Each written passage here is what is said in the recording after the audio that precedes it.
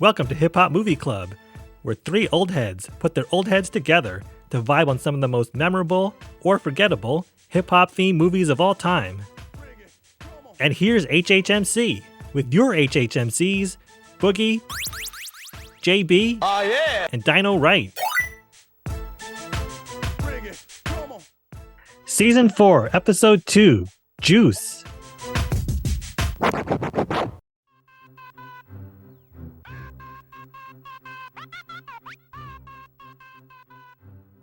Written by Ernest Dickerson and Gerard Brown, directed by Ernest Dickerson, and produced by David Hyman, Neil Moritz, and Peter Frankfurt. Released in 1991 and featuring Omar Epps, Tupac Shakur, Jermaine Hopkins, and Khalil Kain, we'll answer the question, how far will Bishop go to get the juice?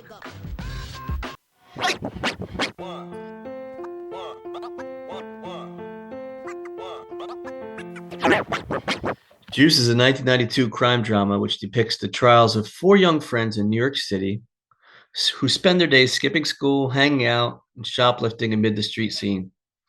Q has aspirations to become a professional DJ, but the leader of their crew, Bishop, convinces them to rob a corner store and split the money.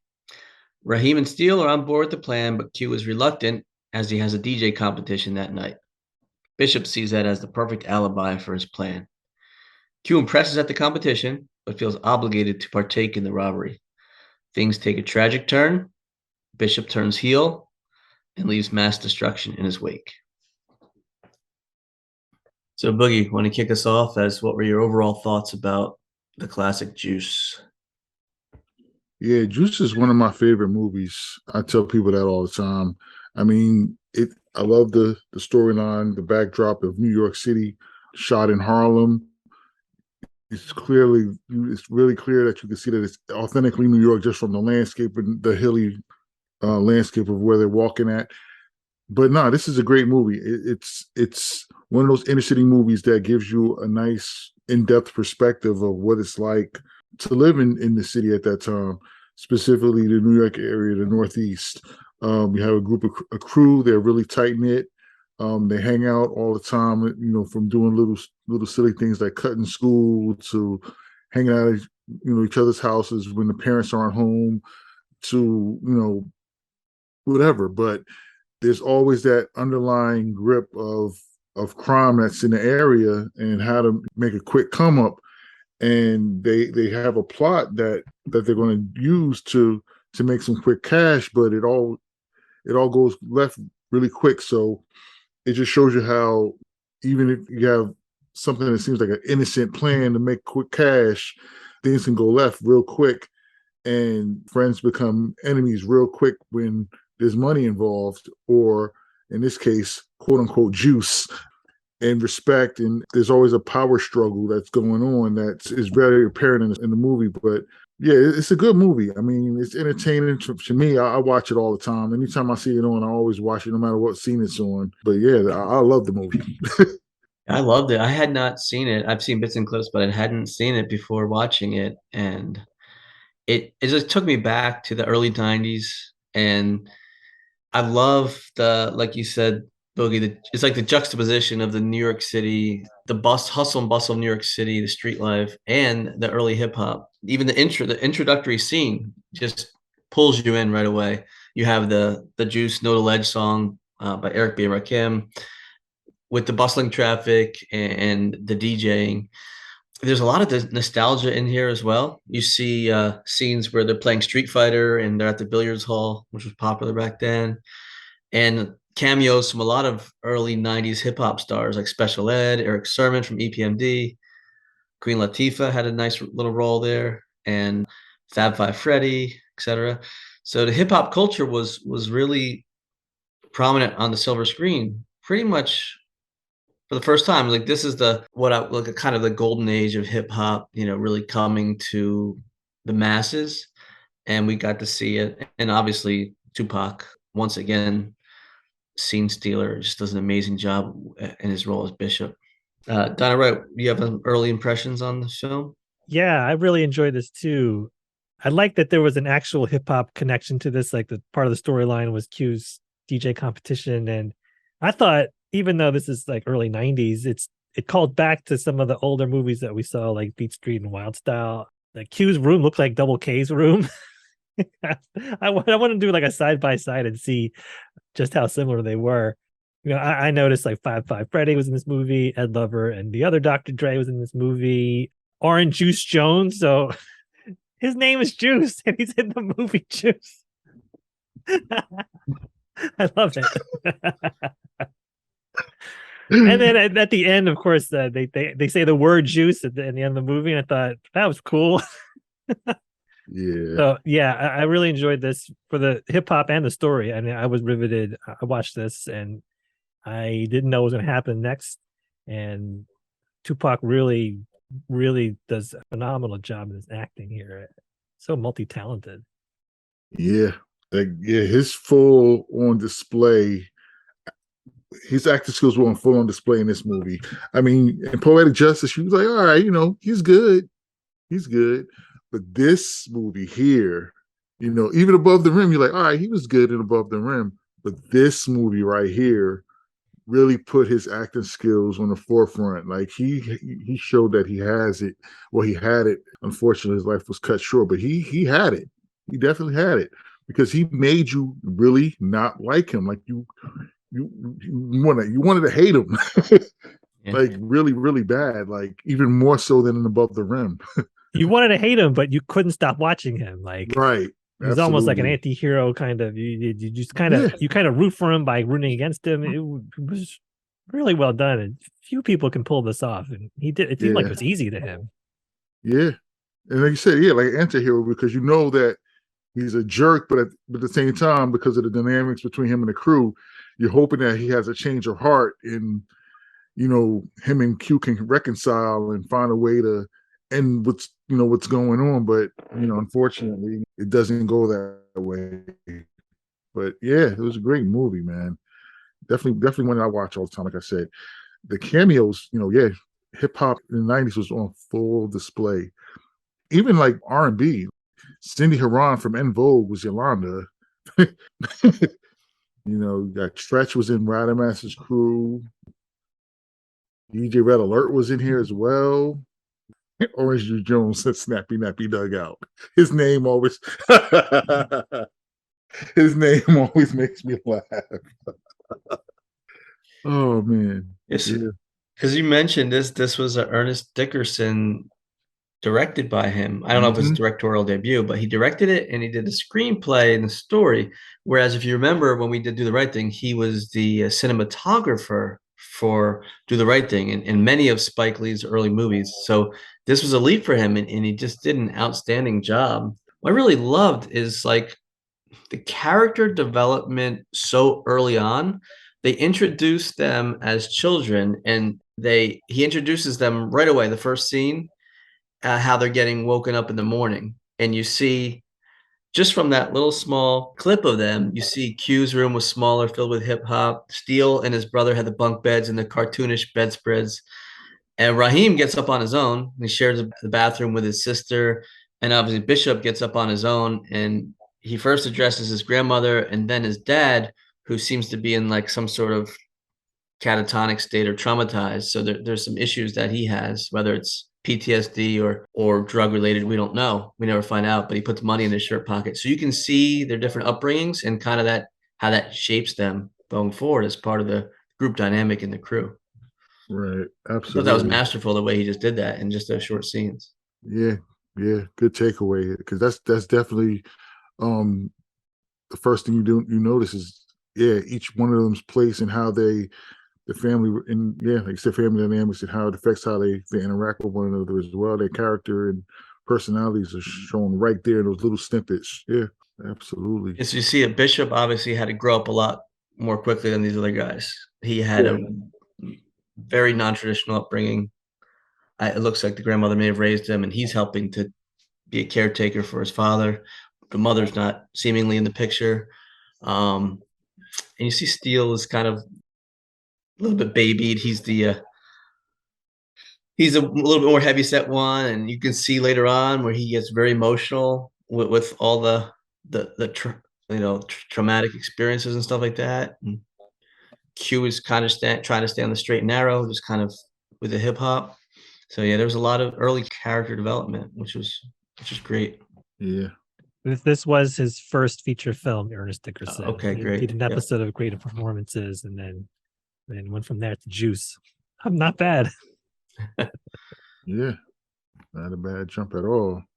Yeah, so these guys obviously like they're trying to find their way. They're skipping school quite a bit. The scene where they're caught shoplifting, or they actually weren't caught, but it was funny when Q was flirting with the store clerk there, and then Steele hides the records underneath his newspaper.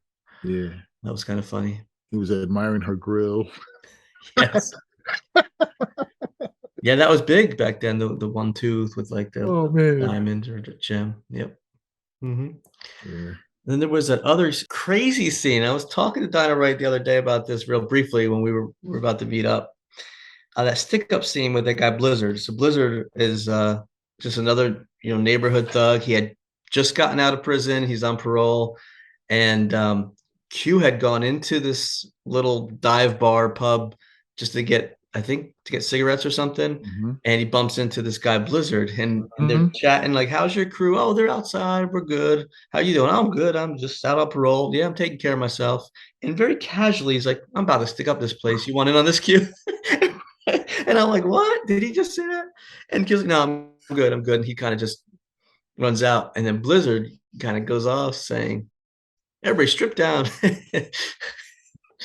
And Q comes out, tells him what happens, and that's where you start to see Bishop, the wheels in motion in his head. Like, wait a second, this guy was about to rob this place, get all this money, and he offered you a piece of that, and you said no. He's like, "No, I don't want no part of that. No, I don't want no part of that." And Raheem and him got into a little bit, and then you see the wheels spin, and then they spin even more when Bishop was watching that James Cagney movie. And he's like, "All right, this is the life I want to live. This is it. I'm tired of running away from the cops. I'm tired of running away from Ramadas's crew. Tired of running away from everything. And we got to get the juice. We got to be the MFers in town." Yeah, even when they announced on the news that Blizzard got killed in that attempted robbery, and Bishop saying, "You know what? We should have been here to back him up. It wouldn't have went down like that if we were there. If we were there, it would never happen like that." And Raheem was like, "Man, listen, if we were all there, we'd all be dead." Exactly. I was shocked that when it came on the news that Blizzard was seeing, he was shot and killed. And I would think that would be a lesson learned. Like, wait a second, you don't want anywhere parts of that. But Bishop was intrigued by it. Like, yeah, we would have got away with. We would have made out some money. Blizzard's kind of propositioning Q was like so casual, like you want to stick a gum? Like, I'm about to stick up this place. You want some gum? It's so like, oh, okay. Yeah. Poor EPMD was at the bar, like, what again? And that was Eric Sermon was in that scene. He was sitting at the bar stool. Both of them were there. Yeah. Yeah, they're both there. Yeah. Oh, him and Parrish. Yeah. Yeah. You mentioned the James Cagney movie, which, by the way, is one of the great gangster films of all time, White Heat. Absolutely. It shows up in a lot of different places. Yeah. It's a popular one. Yeah, but how about Q, played by Omar Epps? I mean, he was very charismatic. This is one of his bigger early roles. And I read that he learned how to scratch records for this movie. And he just dominated on this competition that he had on the DJ competition, where Queen Latifah was the judge. That was a nice touch. Yeah, Queen Latifah, yeah. She was the judge and had a quick cameo with Flex trying to audition for the competition and got rejected. Yeah. Those DJ concerts were pretty prominent back then. They still are, though. Now they're actually international now, like global. It was set up almost like the DMC competitions from back in the day. But yeah, I love that sequence that Q uses on that the competition, that Pump Me Up. I actually do that a lot. I love that sequence. Yeah, so it all culminates, and where the turning point is where Q has a DJ competition that he's been practicing for, and meanwhile Bishop hatches a plan to rob the neighborhood store owned by a gentleman named Quiles. And they Quiles. would go in that store, they know him, but they want to rob that store. They know he has a lot of money there, and they would get away with it because he's a little bit elderly and slower, right? So he hatches a plan. They're supposed to meet at the basketball court that night, though. Again, Q has the competition there, so Q is not fully on board on it, but he goes, meets up with them. They're about to leave for the meeting, and they have the plan in place. So Bishop sees it as the alibi that they would go to that competition early on, and everybody would see them there and realize that they couldn't have possibly been the ones that stuck up the store, and all heck breaks loose. Yeah, to put it mildly, yeah. Yeah, so that the DJing he does well, and then he's staring out at them, and they're like, "All right, you guys come with us." So he was influenced, peer pressure to follow up on that plan. They stick up Quillis, they get the money, and they could have left, but something, for lack of a better term, triggered Bishop. He ended up shooting Quillis in the head and killing him. They book out of there. They wait for the cops to kind of clear away. They run, and then they leave, and they're in an abandoned house.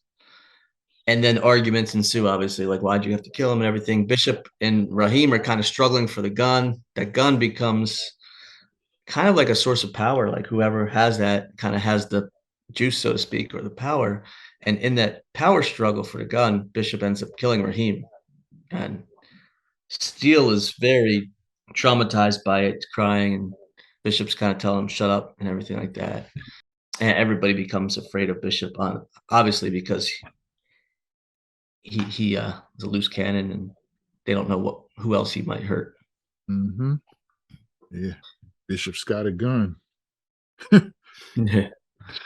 Crazy, but yeah, it was always a bit of a power struggle between Bishop and Raheem, where Bishop was kind of reckless and wanted to, he was very reckless and impulsive, whereas Raheem was very thoughtful and let's think this out. Let's make sure that we're doing what's best for the crew. There's no individuals out of this group. It's all the crew. It's about the crew. What's going to make the crew better? The crew. If one member of the crew, fails, we got to all be there for that member. He saw that Bishop was, shot Quillis for no reason, for no apparent reason. He reacted. Bishop was unfortunately the one with the gun in his hand, whereas Raheem wouldn't have shot Bishop. But Bishop took it as an opportunity to get rid of Raheem, threatened to do the same to the other two if they said anything. You get to see how unraveled Bishop was, because Bishop had the audacity to show up at Raheem's memorial services and repass at his mother's house, hugging and kissing on, family members and acting as if, he knew nothing had happened. That's where you get to see how crazy, like how good an actor Tupac Shakur was, because the way he was able to play those scenes as if something was really not right up top with him. It was just genius acting. It was like a masterclass right there. And that was a chilling scene. That was one of the most cold-hearted things I've seen on the screen, is when Bishop was consoling Raheem's sister and mother at his funeral service and saying, he was my best friend. We grew up. Like, it's messed up that this happened. I mean, that was cold-hearted. Yeah, and then staring at Q like, yeah, say something. You better not say anything. And then how about that scene when he shows up at the school and harasses Q at school? Yeah, that locker scene was intense, where he just pops up from behind him like, all right. It's cold as ice. Yeah. Especially at the memorial, he's acting, an actor acting like he's acting. Right. Layers to it. Yeah. And then what happens is they get interrogated by detectives and police due to the murder of both Quiles and Raheem. And Bishop is really cool under pressure. He's got no couth. He's just stone faced and kind of joking around, and you see their personalities as each of one of them is interrogated. And Raheem, like you said, is very level headed and trying to keep it factual, and Steele's just bawling his eyes out because he can't handle it. And then, I think Bishop kind of implicated Ramadas, and then Ramadas, head of the Puerto Rican gang, he approached Bishop saying, you accused me of, telling the cops that I killed Raheem and Quilius. What's that all about? And obviously that builds up tension between them. So Bishop is confronted by Ramadas, and earlier in the movie, one of the very early scenes, that crew, Ramadas's crew, was attacking Bishop, and Steele and I think it was Steele and Raheem, Yeah. maybe Q. They saw him. As soon as Bishop saw he had backup, he started talking back, and he had backup. Now, after everything's transpired, they come upon him again. This time it was just Steele and Q, obviously, but they kind of back away. They don't support him because Hmm. they know that he's evil. Yeah. They moonwalk right up out of there. Yep. Cops come, and Bishop ends up killing Ramadas. And then, everybody's trying to escape from the terror of Bishop. So you have Steele and Q kind of watching their P's and Q's, looking over their shoulder. Poor Steele kind of is found by Bishop in the stairwell. Bishop takes him outside. He ends up shooting him. Prior to that, Steele had called Q from a payphone at the billiards hall saying, "You got to come here." And kind of Bishop overhears it. And he's like, "What's going on here?" That's when he kind of flipped, shot him, but he did survive. And as he's in the hospital, Yolanda's there working at the hospital. He still has his wits about him to say that, listen, Bishop's out there attacking us. He's trying to frame Q, leading up to that final struggle between Q and Bishop. Yeah. Yeah. Q, and you can even see the character of Q because he initially went down to get an illegal gun to take Yes. care of himself. And the woman who was selling the guns was actually a friend of his mother's from back in the day, and kind of gave him a hookup, even though he didn't even have the money to pay for it. So she gave him something, to work with. But even then, he didn't have the nerve or the desire to kill Bishop. He threw the gun away. Yeah. He had a conscience, and he's like, oh, Yeah, he didn't even want to do it. He's like, what? I know he's after me, but this is not me. Just threw the gun in the river. That just speaks to even his character, even in the face of danger. He doesn't even want to do the wrong thing even if it means that's what he has to do to protect himself. He didn't even want to do it. Yep. He dodged a lot of bullets from Bishop, being chased away, and they end up on the rooftop. And then there's that very, the climactic end where they're struggling, battling back and forth and punching. And then Bishop ends up flipped over the building, hanging on to Q's arm after the long battle, and then the fall of Bishop. Excellent movie. I mean, I was just enthralled by it. I loved the music. I loved it. The action, the acting was on point. Yeah, yeah. Some of my favorite songs of that era came out of this movie.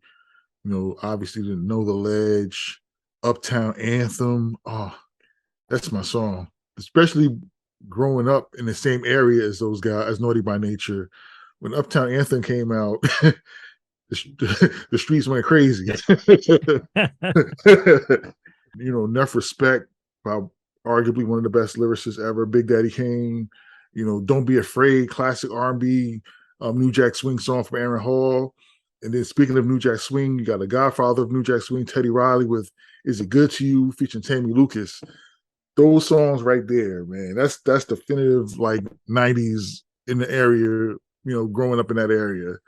Oh man. Good soundtrack, and like you said, that New York backdrop, just classic cinematography from the master cinematographer, Ernest Dickerson. Yeah. Yeah, and Cypress Hill was a great use of their songs. I Oh think it yeah. was the Funky Feel one, was How I Could Just Kill a Man and Shoot 'Em Up. So Cypress Hill was prominent on that as well, and that Yeah. elevator scene, which was really, really well done also. Yeah. Shoot 'em up. Yeah. Elevator scene. It's a great scene. Yeah, yeah. But that whole scene right there, speaking of the elevator scene, when they were struggling over the gun in the elevator and the gun drops and the guy casually slides down and picks it up and hides it. Like, wow. That just that little snippet right there is like, man. And that's just how it goes too, man. Nobody knows that gun is probably going to do all kinds of craziness past what we see in Juice. Yeah.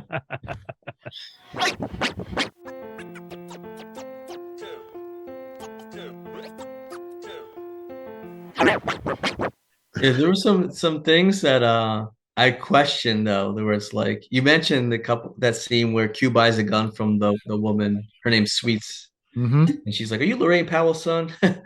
Tell her Jackie said hi, and I'm like, what? Wait a second.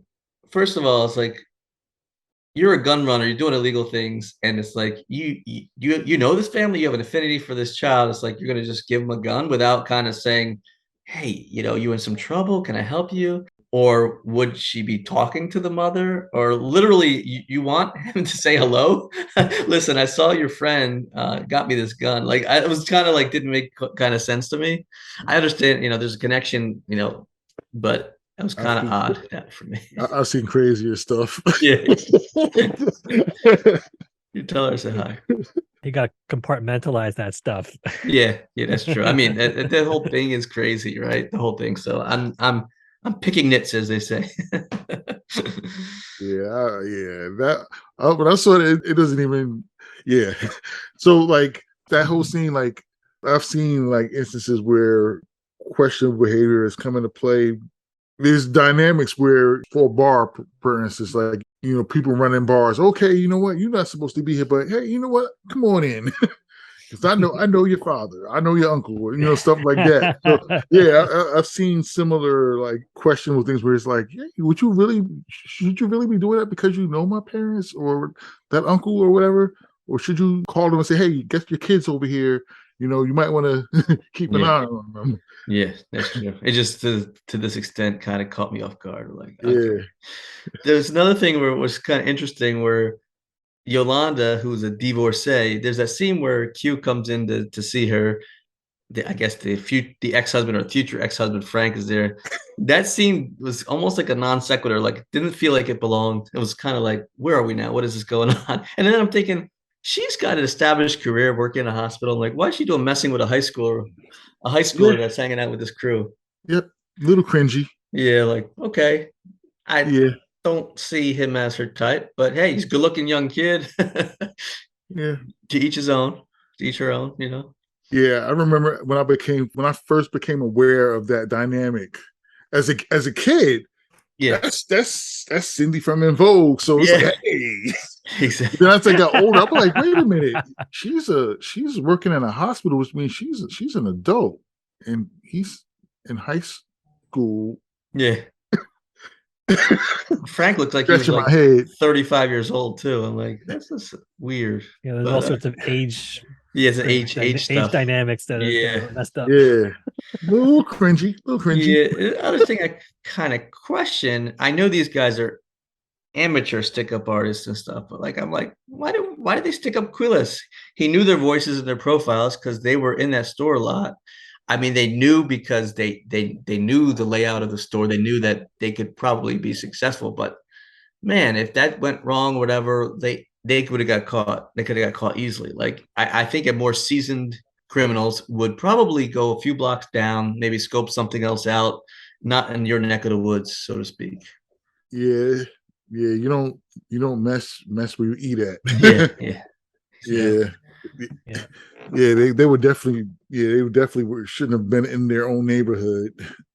But I guess they figured that he was old, and if they flashed a gun, he wouldn't do anything. Which he didn't do anything. He didn't do anything, but Yeah, he was praying and said, "No, please don't shoot me." I think he was speaking Spanish. And the other thing that was kind of amateurish or quite amateurish was the way Bishop hid that gun after.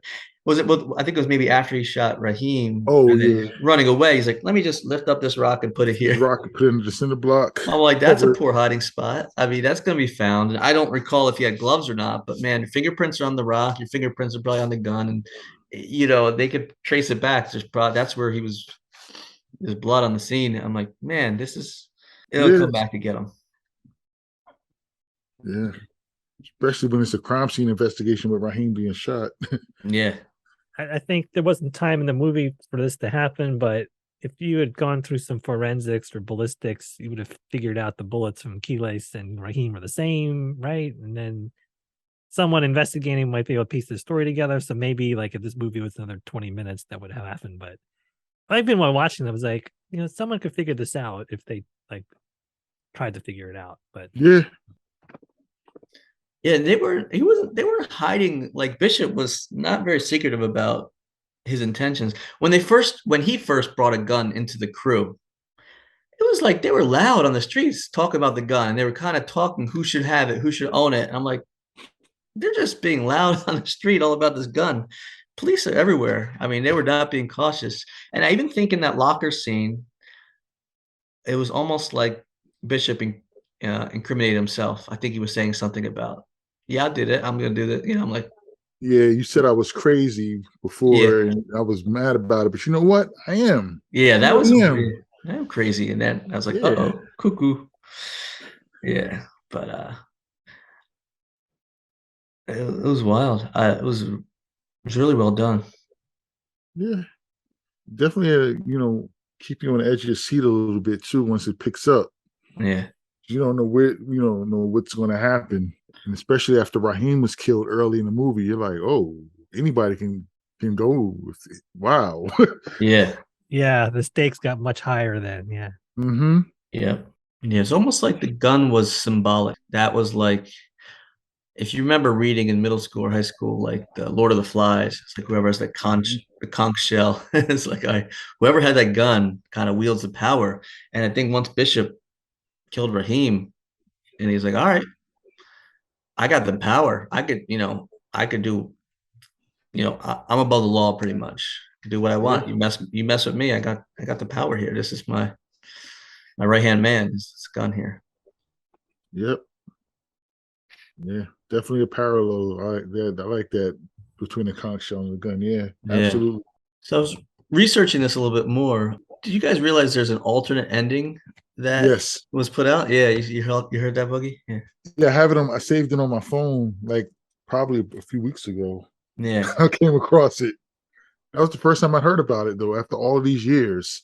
I just Yeah. heard about it like maybe like a few weeks ago. Yeah. It was fascinating because, as I mentioned, there's a struggle between Q and Bishop where Bishop's hanging off the ledge and the hand kind of slips.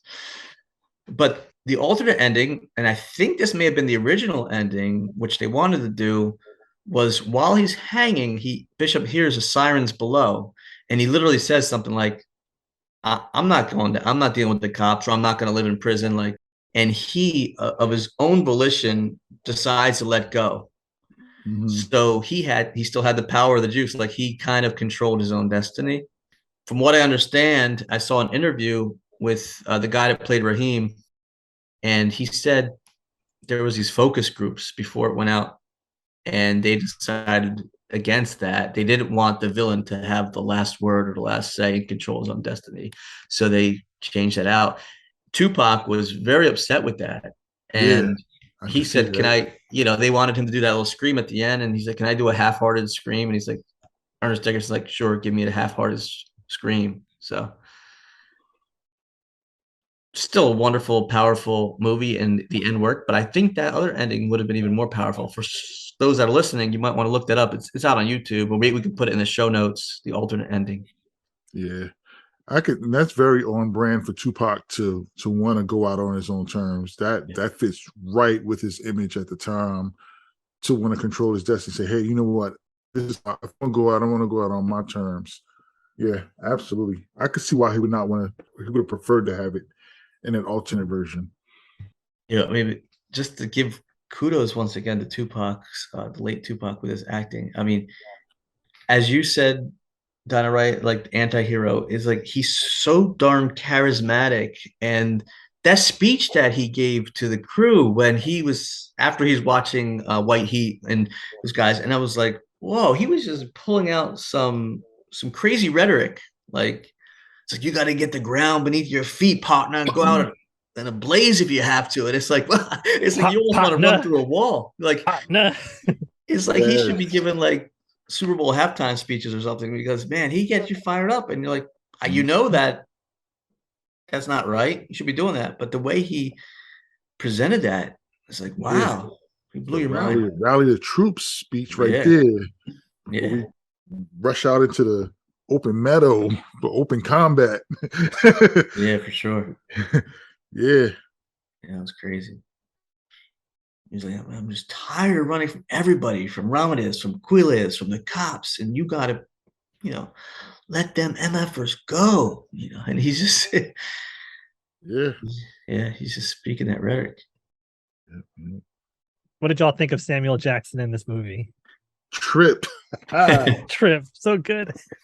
Yo, the one part that I always love is with him in it is when Hugh goes to audition and he's coming out, and him and Queen Latifah are having their little dialogue, and she's like, "Yeah, I really like his style. What's your name?" He's like, "Q." Like G. Quincy been calling me GQ. Oh, GQ, yeah. And he's walking away, and he's got that bop, like, "Yeah, I made it." And Trip is standing out there talking to somebody. He's like, "Hey, I heard you made it to the contest." And Q's like, "I just walked out. How'd you know that?" He's like, "Hey, I ate." I hear everything. But it's like, how the heck could he possibly know? Because he had just walked out. But that part always makes me laugh, because it's so funny, because that's how people in Tripp's position to run the pool hall and the game and everything is that you hear everything in that situation, whether you want to or not, because everybody converges on that spot. So you get an ear to everything. So there's so many stories that he could probably tell. They could make probably a movie just off of his character and the stories that he's heard from running that establishment. Be like a good prequel. Yeah. Yeah, but was he the owner of the billiards parlor, or at least worked there? But yeah, there was the one line, and I had to look it up because he's so wise. Like you said, he knows everything that happens. Trip was like, "Thought you'd be looking for transportation out of town by now." He says it's the Q. He's like, "Trip, man, you got to tell you what's going on." He goes, Trip's like, "You done slid down a razor blade and landed in an alcohol river. Word is you killed Raheem and Quillis and Radames." Mm-hmm. He was like, "That's BS, man. You know me better than that." He's like, Trip's like, "I don't know that." And Q's like, "Come on, Trip. You know me since I was a kid." Trip's like, "I know a lot of killers since they was kids." Yeah. That's some good dialogue. Yeah. That was some great dialogue right there. Yeah. And it's true. It's so true. I mean, look at Bishop. He killed his best friend, attempted to kill the two other ones.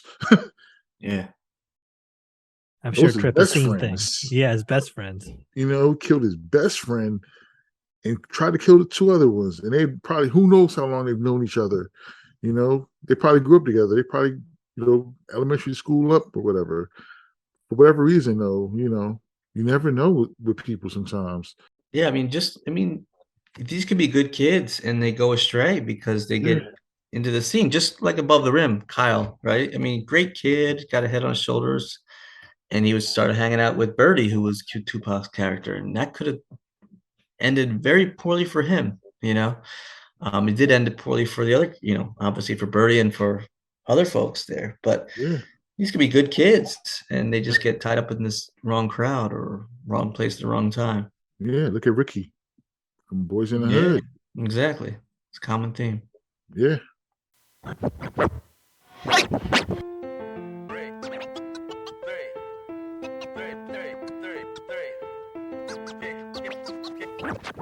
Could it be made today? What do you guys think? I mean, this is the age of clout chasing.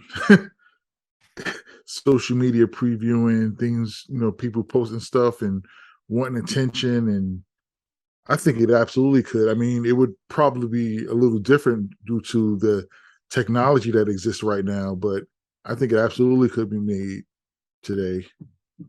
I think that's an interesting idea. Combine this movie with clout chasing and influencing and, you hear about people who live stream their mass shootings and stuff. It's like Yeah. terrible, but people think this is a thing that they should do. And I could see Bishop wanting to have juice plus notoriety through social media. I agree. It definitely could be made today with some more modernization. Yeah. I mean, even down to the alternate scene, you know, he's hanging off and you got people with their cameras and he's looking at the cameras like, all right, you know what? I'm going to go out I'm going to go out on my terms with all of these views, you know, streaming in live streaming right now, you know? Yeah. Yeah. We already talked about the music, which was excellent. This is one of the best soundtracks of all time for a hip hop themed movie. Yeah. So let's give it our final rating then. Boogie, bring that funky flick back. Bring that funky flick back. Or leave it in the vault. Bring that funky flick back. Classic. Done all right? Bring that funky flick back. And I'm with you. Without a doubt, bring that funky flick back. Go watch this one. Check it out. Listeners, check it out. It's a good movie. Very good movie. You got the juice now. Yeah. Oh, that line. Oh, my God. I forgot that line. You got the juice now. Yeah. Hip Hop Movie Club is produced by your HHMCs, JB, Boogie, and Dino Wright. Theme music by Boogie. Check us out on TikTok and Instagram at Hip Hop Movie Club.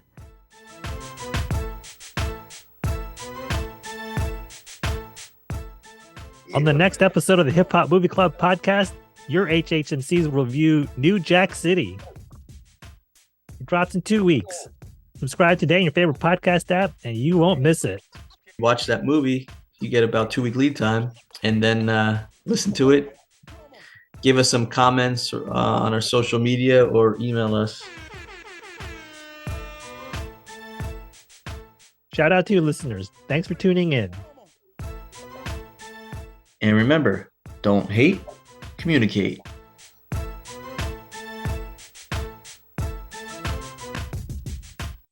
Communication is always key.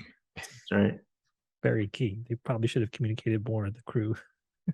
Oh, for sure. Talk about their feelings. Yeah. There's some more communication. Bishop's behavior could have been averted. Intervention. Bishop wasn't trying to hear any of that, though. No, he wasn't. Nah, he wasn't. He wasn't. Yeah, like when Steele was crying, he's like, man, get over it, man. You know? Nah, he was trying to go out with Blizzard, the blaze of glory. Yeah. Blizzard. He had those issues. Shout out to Bejeweled. Thanks for your support all the way out in the Green Mountain State. Shout out to Brain Freeze Trivia in the Lehigh Valley. Check out the Instagram, brain_freeze_trivia_time. That's Brain Freeze Trivia time on Instagram.